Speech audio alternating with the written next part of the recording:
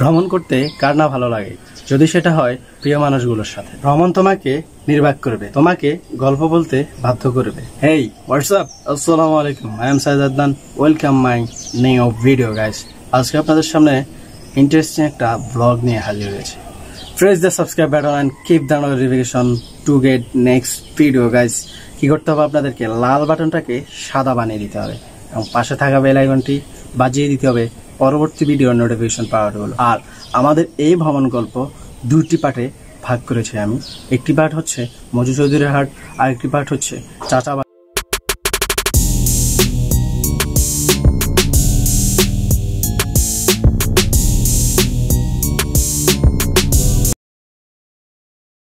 So guys, চলে আসলাম আমরা আমাদের কাঙ্ক্ষিত লক্ষ্যে, মজু চৌধুরীর হাট। আমরা এখন আপনাদেরকে দেখাচ্ছি একটি স্টিমার।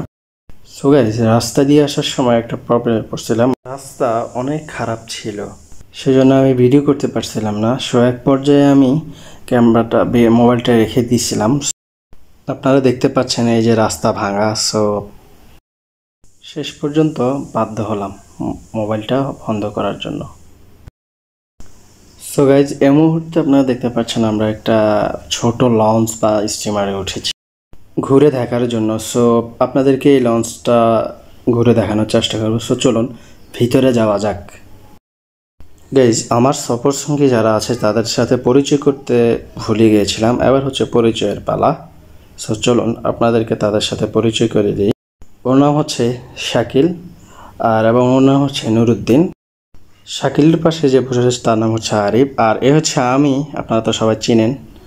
সো আমরা এই মুহূর্তে যাচ্ছি হচ্ছে ফেরিঘাটে। সো এই মজু চৌধুরী হাটের আসার যে মূল উদ্দেশ্য সেটা হচ্ছে ফেরিঘাট দেখা। মজার বিষয় হচ্ছে সেটা হচ্ছে আমরা কোনো দিন ফেরিতে উঠি নাই। সো আজকে আপনাদেরকে ফেরিতে উঠে আপনাদেরকে ঘুরে দেখানোর চেষ্টা করব ফেরিটা।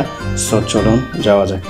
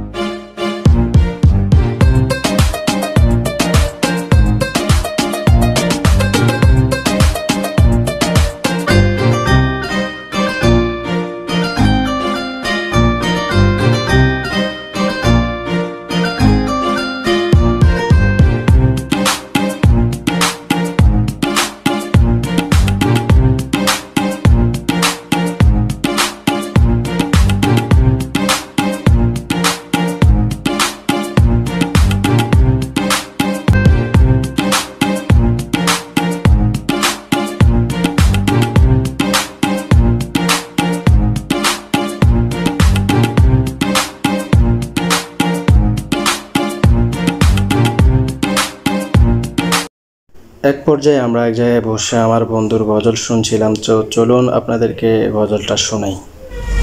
মাঝি ভাইয়া যাও রে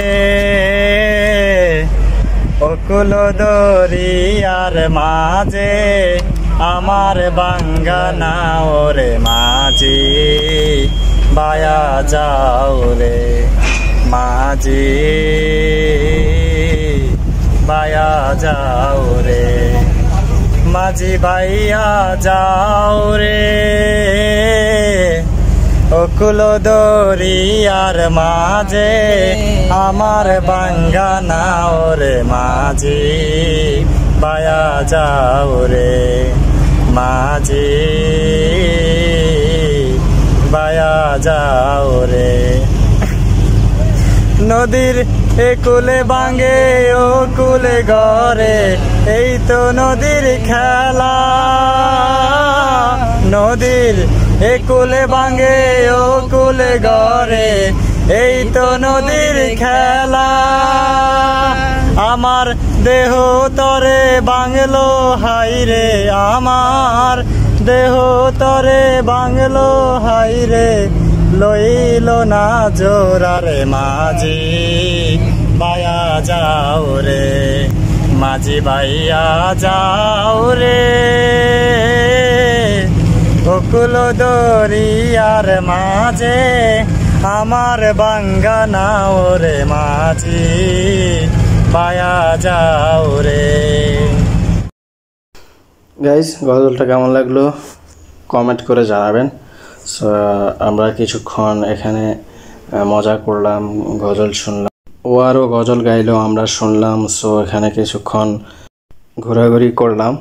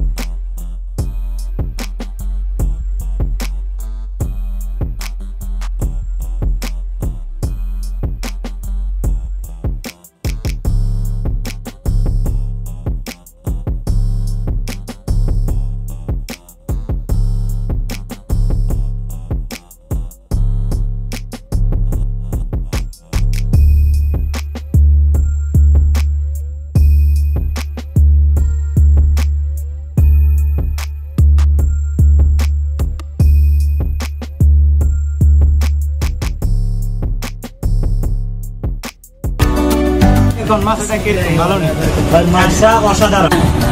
কিন্তু তোমার তো কথা কি আমরা ভাত খাই, বুঝছেন? আমি 3 কেজি চালে ভাত খাই। ও মাই গড, ওয়াও! এক পর্যায়ে আমি আর শাকিল নিয়েছিলাম ডিমের কারি। সো ওরা দুজন নিয়েছিল তেলাপিয়া মাছের কারি।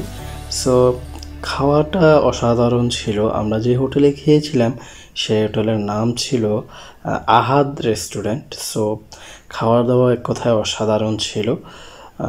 আমার কাছে ডিমের কারিটা যে ঝোল দিয়ে খেয়েছিলাম খুব ভালো লেগেছিল এই ঝোলটা আমার কাছে। সো খাওয়া দাওয়া সেরে আমরা চার অর্ডার করেছিলাম। সো চাটা অস্থির লেভেলের ছিল। এটার মধ্যে দুধ দিয়েছে এবং যে কড়া করে একটা লিকারে দিয়েছে, খুব অসাধারণ ছিল খেতে চাটা। আমার কাছে বিশেষত ভালো লেগেছে। দেখি ওদের মতামত কি। আমার কাছে খুব ভালো লাগছে। কি আর বলবো, বুঝছেন, মানে চাটা এত ভালো লাগছে যার কারণে 2বার খাইতেছি। 5 মিনিটের মধ্যে 2বার খাইতেছি। বিশ্বাস, এত ভালো লাগছে। আসসালামু আলাইকুম। চাটা কিরকম লাগছে এটা আসলে বলে বোঝানো যাবে না। যত আমি রাজমহলে চা খাইছিলাম, অনেক মজা লাগছে, যার কারণে আমি ওইখানে 2বার নিয়েছিলাম। আর আজকে এখানে খাইতেছি, সেম ফিলটা পাইতেছি, যার কারণে আমি আবার সেকেন্ড টাইম আনাইছি, এমনকি আবার আনার চেষ্টা করবো যদি সম্ভব হয় আর কি। আপনারা কেউ যদি খাইতে চান তাহলে মসজিদ আসবেন, আসলে কন্যার হোটেল যেটা আছে মানে বিসমিল্লাহ হোটেল না, তো যদি চান তাহলে আপনারা আসি ট্রাই করতে পারেন। এটা হচ্ছে কি এটা কি